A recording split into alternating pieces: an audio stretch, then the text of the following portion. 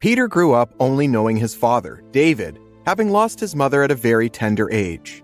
As a single child, he was also starved of the company that siblings would have provided him with. Although this was not an easy upbringing, David always ensured that, at the very least, the basic needs of his adolescent son were taken care of. For this, Peter was extremely grateful, especially knowing the constant abuse, physical as well as mental, that many of his fellow students at the school he attended had to undergo on a consistent basis. Bruised arms, cuts, and abrasions to the skin were commonplace, which caused Peter to be even more thankful for having a father who went that extra mile to ensure that Peter was taken care of, albeit sans the frills of luxurious living due to the limited means at their disposal. Of course, the loneliness was something that they both had to contend with. Whilst Peter had his school, followed by homework and household chores to keep him occupied, it was different in the case of David. Due to a spate of redundancies that occurred as a result of the closure of the factory that was previously the lifeblood of Richmond, the town that they resided in, David was forced into retirement at a very early age. Having lived a frugal life, he was able to rely on some of his savings as well as the odd jobs that came his way, being particularly adept with his hands and having a skill set that his neighbors and friends found very useful indeed. Of course, the financial constraints without any steady income compelled Peter to commence his working career earlier than expected, foregoing the opportunity to continue his studies at university and taking a job at the local convenience store. There was still a considerable vacuum in his life. As someone who had never allowed himself the luxury of a holiday, even during his working career, David was almost obsessed with the need to keep himself occupied. This was partly the catalyst that prompted him to take on a hobby.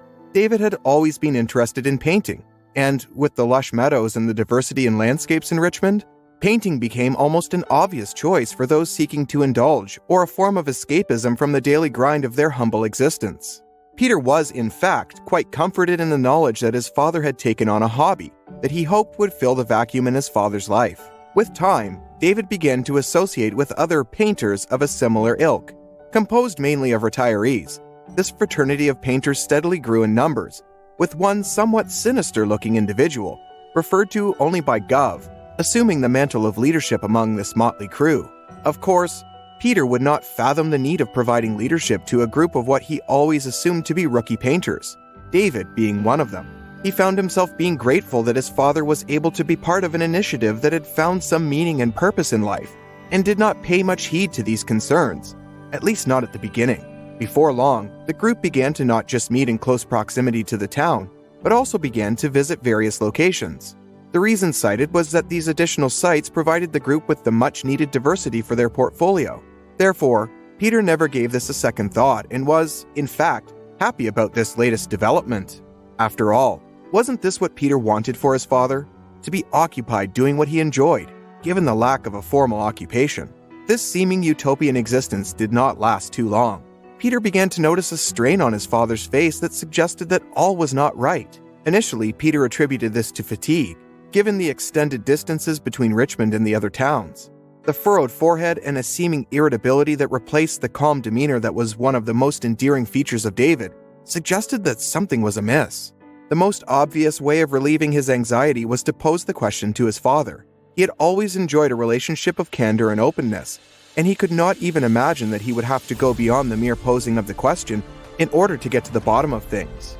However, his efforts were thwarted by David's deflection of questions and a reassurance that Peter had nothing to concern himself about. However, this nonchalance was not accompanied by any improvement in David's appearance. In fact, there was an even greater deterioration which only served to heighten Peter's concern. As for the hobby that brought this group together in the first place, there was a heightened level of activity that Peter had failed to notice before. It was no longer just an afternoon or even a weekend of activity, but one that began to almost be at the very center of their lives. The group took utmost care in the paintings. The frames utilized, as well as other aspects such as packing material used for storage and transportation, were of a quality seldom witnessed before. There simply had to be more than what met the eye. As a devoted son, Peter felt it was his bounden duty to find out more, in order to ensure that nothing of an unsavory nature would happen to his beloved father. Peter initially focused on the towns that were visited by the group.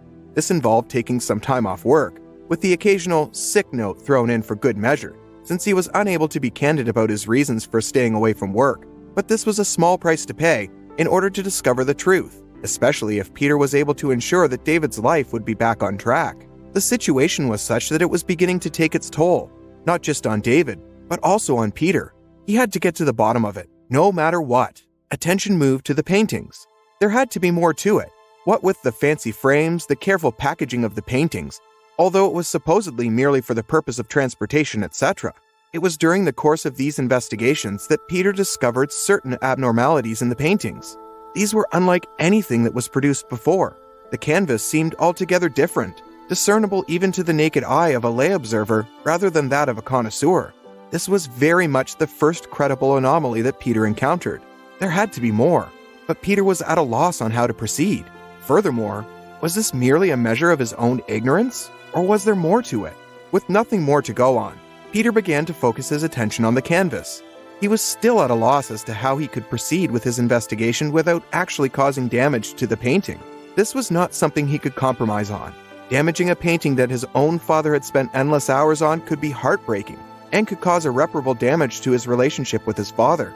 There had to be a better way, if he could only figure out what. Peter decided to go back to basics. He tried to simulate the entire chain that took place in the production of a painting. There was nothing untoward in the process itself. This would have prompted a lesser individual to attribute David's appearance to old age. But Peter was no ordinary person. He continued in his efforts, but to no avail. It was then, when doing a seemingly innocuous search on the internet on a completely different subject, that he came across an article about a series of robberies in towns not necessarily adjacent, but within a reasonable driving distance from it. With Peter's knowledge of his father's movements over the past year or so, a pattern began to emerge. Peter was quite convinced that these robberies coincided with dates on which his father had visited them. But this was his father that we were talking about. His loving, affectionate father, whose entire existence had revolved around Peter. There was simply no way that he would accept that his father, who led such an innocuous, simple life, could be involved in what was described as a scam operated by a complex ring of art thieves, who focused not on the very high end, but on works of art by lesser-known, yet artists of repute.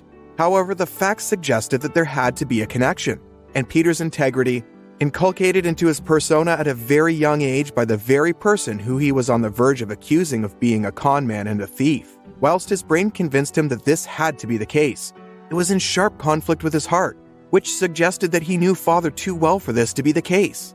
There had to be more to it than what he had just stumbled across. His first instinct was to have a closer look at the paintings. However, given his lack of knowledge and his inability to speak to an expert for fear of telling on his father, he needed to come up with a better plan. After much soul-searching, he decided that he had to find out the truth, but would have to do so himself. This way, if his father was innocent, there would have been no aspersions on his integrity and no scandal to deal with. The presumption of innocence had to be paramount, even more so with his own father. He had access to an X-ray machine through his best friend Marcus, who worked at a medical diagnostics facility. Of course, this meant that he would have to at least confide in Marcus. Knowing Marcus the way he did, and also being aware of the respect that his best friend had for his dad, he realized that this was the most expeditious way to handle it.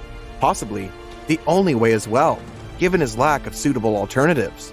There was also the relief that he would feel with being able to share his concerns with someone who would understand his plight and be empathetic towards it.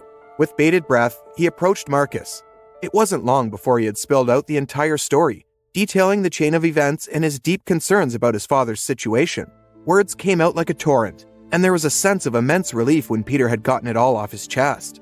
Marcus responded as he always had, with calmness and understanding that only a friend who went back over a decade could provide. He, too, simply could not believe that David could be involved in something as criminal as what the facts seemingly suggested. Coincidentally, after a period of several weeks, a new robbery was reported. Whilst there was an obvious sense of trepidation, Peter realized that this was his opportunity to finally discover the truth. David's behavior bore some mark of resemblance to the past, and there was an obvious sense of agitation, which was rather apparent to all those who knew him. This only caused Peter to become even more concerned about his father. There was also a painting that had suddenly appeared and was kept in storage at their abode. Could this be the painting that was stolen? It had to be. Maybe not, since this was his own father that we were talking about. The first step to discover the truth was to examine the painting in more detail. Marcus had taken art classes at school and always thought of himself as something of an art connoisseur. This was an opportunity to translate his words, although made somewhat flippantly, into something more meaningful, and which would have a profound impact on the lives of not just David, but also Peter and the entire community that they represented.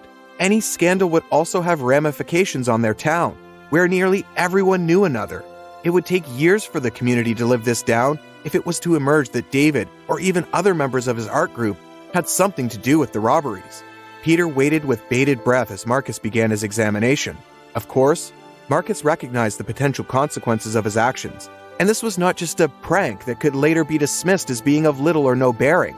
There could be serious jail time to everyone involved.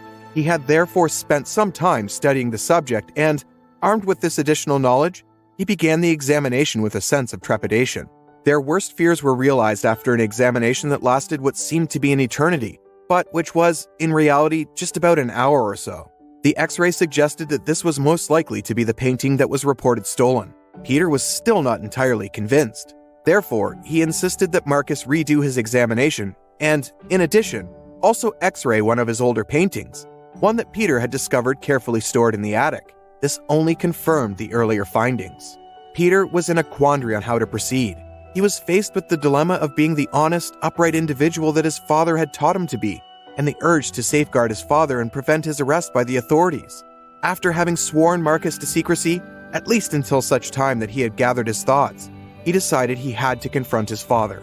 There was simply no other way to deal with the situation, as dire as it was. David's response was something that Peter never expected. He had always relied on his own suspicions being wrong, despite the seemingly incontrovertible evidence to the contrary. However, David admitted to the fact that he was part of what was an elaborate scheme that involved a ring of art thieves.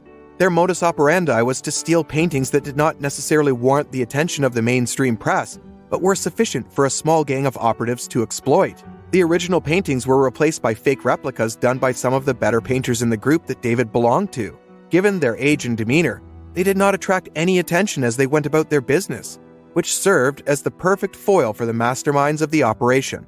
Of course, the governor, Gov, was part of the muscle designed to keep everyone in check. His mere appearance was sufficient to send shivers down the spine of individuals who were mostly retired individuals.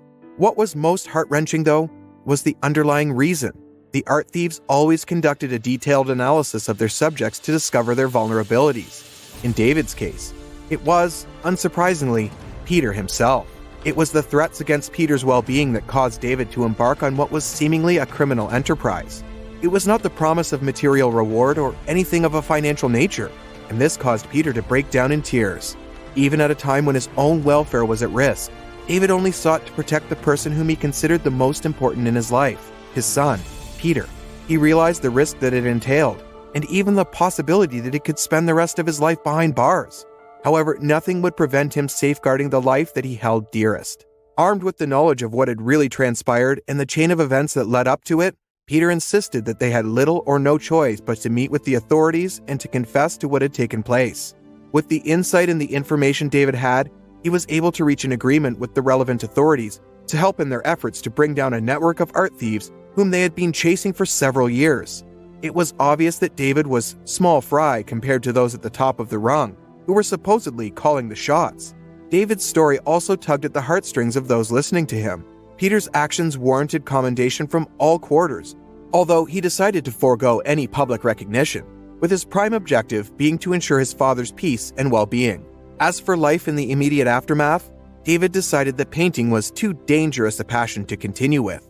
Even a foray into adventure sports such as free diving in deep seas or base jumping off high mountains seems less risky, given past events. Of course, he decided to take his time in deciding what he needed to do, and just being around Peter was as wholesome an experience as one could desire. He would devote his entire attention to this so long as Peter wanted to have him around. As for Peter, he had his beloved father back, and he decided he would spend more of his own spare time in doing activities together. Base jumping figured quite prominently in this list. As for Marcus, what a friend he turned out to be. Of course, he wasn't particularly averse to being described as a silent, or not so silent hero in this case. His efforts contributed in no small measure to discovering the truth and, more importantly, forged a bond between not just Peter and himself, but also encapsulated David. Of course, he did not share the enthusiasm for base jumping of either Peter or David, and offered to prepare a list of his own. This was a debate that was still supposedly in progress.